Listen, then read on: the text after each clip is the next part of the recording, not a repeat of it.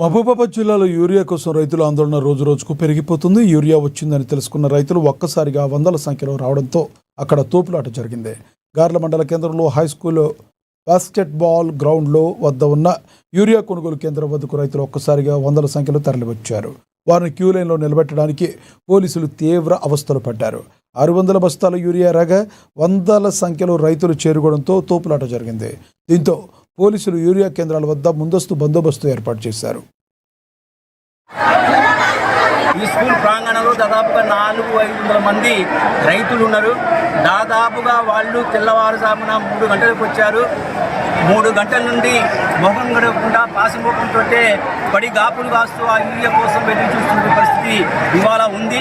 మరి ఒక పక్క ఆల్రెడీ యూరియాకు కొరత లేదని చెప్పి రాష్ట్ర ప్రభుత్వం అంటుంది, కేంద్ర ప్రభుత్వం అంటుంది.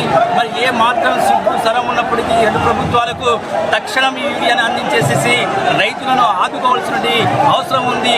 రైతులు ఆ యూరియాను అందించడంలో పూర్తిగా విఫలమై ఈరోజు మరి ఇలా దాదాపుగా ఇవాళ రైతులు బాగా ఇబ్బందులు పడుతున్న పరిస్థితి. కాబట్టి తక్షణం ఇప్పటికైనా స్పందించి ఈ రాష్ట్ర ప్రభుత్వాలు ఒకరి మీద ఒకరు విమర్శలు గుర్తించకుండా నేను ఇస్తా